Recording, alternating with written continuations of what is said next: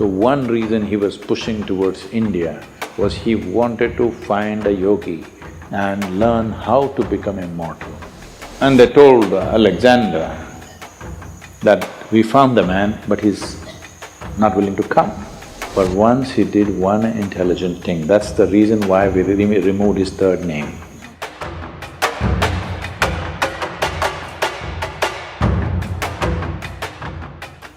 See, Alexander,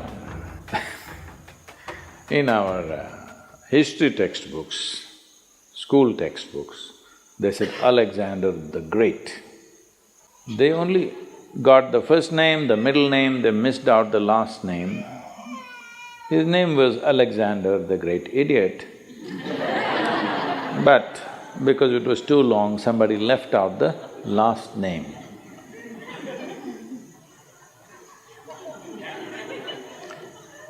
Well, the moment you make such a man, a great man in this world,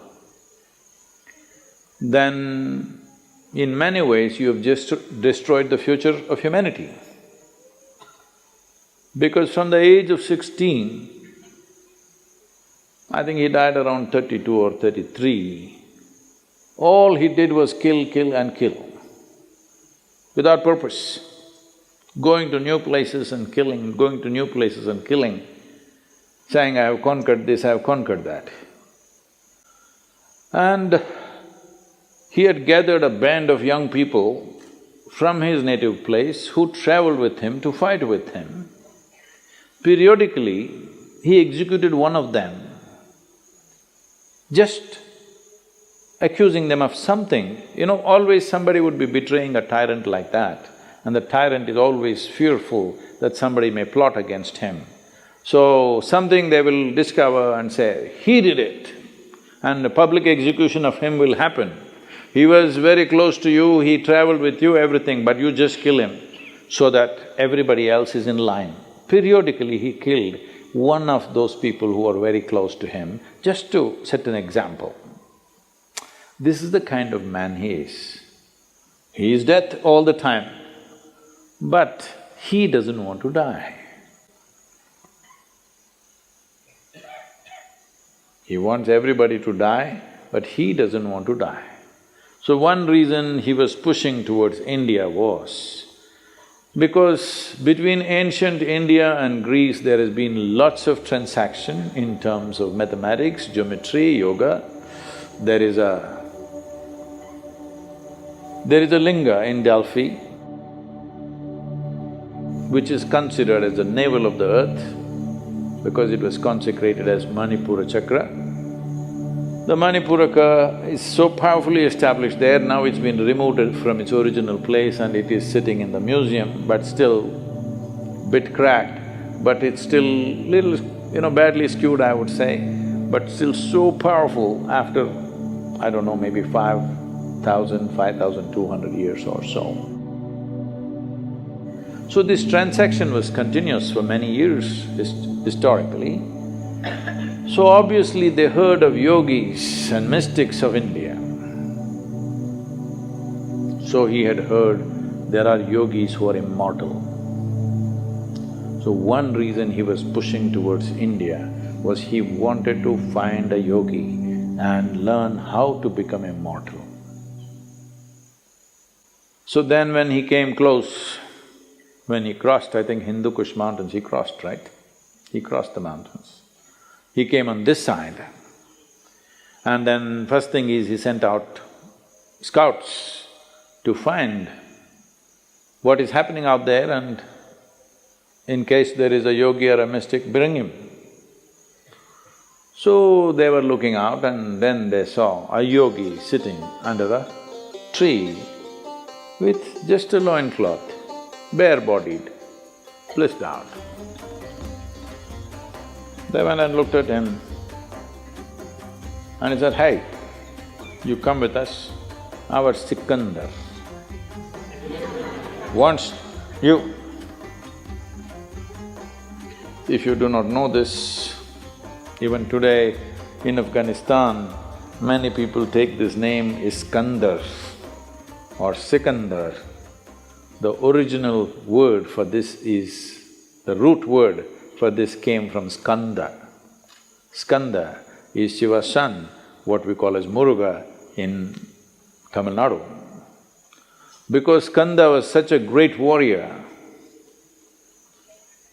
so this word traveled. Anybody who was a great warrior became Skanda, Iskanda. Skanda, Iskanda, Sikandar, transformation happened to the word. So they said, "Yogi, come." The yogi laughed and said, "I'm not going anywhere. I'm right here."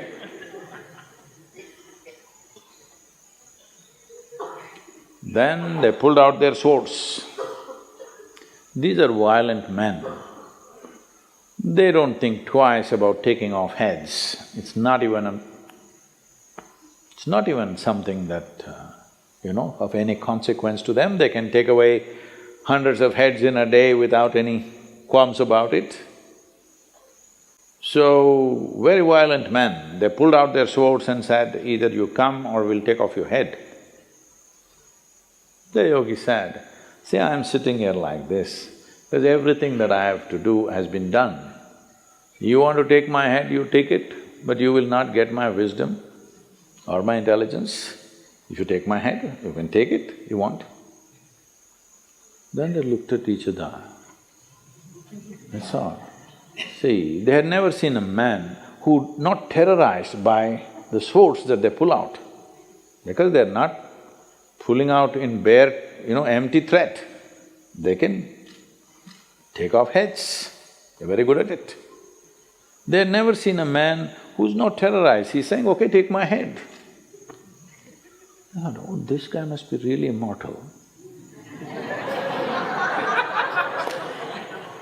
If somebody says, "Okay, take my head," he must be immortal. Then they try to coax him, "Please come." He said, "No, if he wants, let him come. He wants to know about immortality, let him come." Then they said, "Oh, he knows about it, so let's not damage him in any way." And they went back and they told Alexander that we found the man, but he's not willing to come. So he is not a home teacher, you have to go to him, he's a school. So he himself came. So Alexander sat on his horse and with great authority you spoke, "It seems you know about immortality, I want to know about it." The yogi looked up at him and said, "First get off that stupid horse." You sit on an animal which is less intelligent than you and suddenly you become like this. You see, I don't know, the moment people sit on a horse, somehow they think they're something. If you manage to ride an animal which is far more intelligent than you, then something. Huh? You ride a dumb four-legged animal, poor thing doesn't like to carry you, but what to do? So, Alexander got down and asked, "I want to become immortal because he is not the same guy that he was 5–10 years ago. Body doesn't take this kind of beating after some time, it is slowly taking its toll." So he said, "I want to know about immortality, can you guide me?" So the yogi looked at him and he knew no amount of talking to him is not going to go anywhere. He said, "Yes, if you want immortality, this is the way." And he gave him landmarks, a difficult journey through the jungles. All these landmarks you follow, there you will find a small cave. Within that cave, there is a crystal clear pool of water. You drink a handful of water, you will become immortal. So he started out with his soldiers. Then as he followed, after 3 days, all these landmarks were coming true as it has been described. Then he looked at these 5–6 soldiers who were with him If these guys also drink, if they become immortal, then how to deal with them? Because all your life you dealt with everything with the putting the fear of death into people. Now if these 5-6 soldiers drink that water and they also become immortal, this is going to be a disaster, no control. 5 immortal people on the planet, not good. Just, I am immortal, this is good. So he said, you stay here. He left them for the last leg of the journey and he went by himself. Then he found that cave. Within the cave, he saw a pool of crystal clear water. He rushed in and he was about to drink. There was a crow sitting at the other edge of the pool and the crow said, wait. He looked at the crow, fortunately water slips out of your hands, you know. And the crow said, see, I drank this water, I don't know how many million years ago. And now I cannot die. I'm just sitting here endlessly. Just imagine, if you become immortal, you cannot even commit suicide. Hello? I want you to just imagine, this is the worst thing that can happen to you, that you cannot die one day. No relief. I'm sitting here for millions of years, there is nothing I can do. I have seen through generations of my clan, I'm not interested in anything right now, but I cannot die.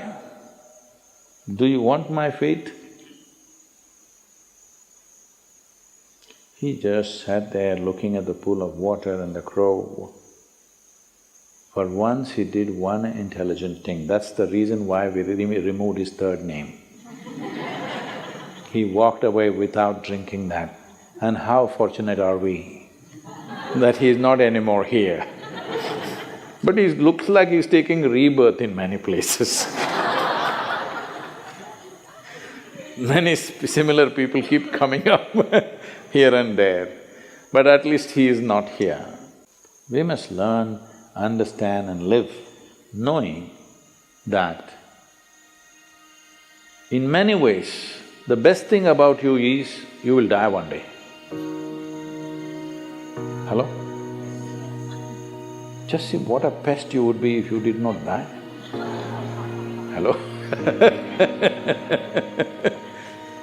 Well, you must live a full life. Whatever is the fullest potential, you must live that.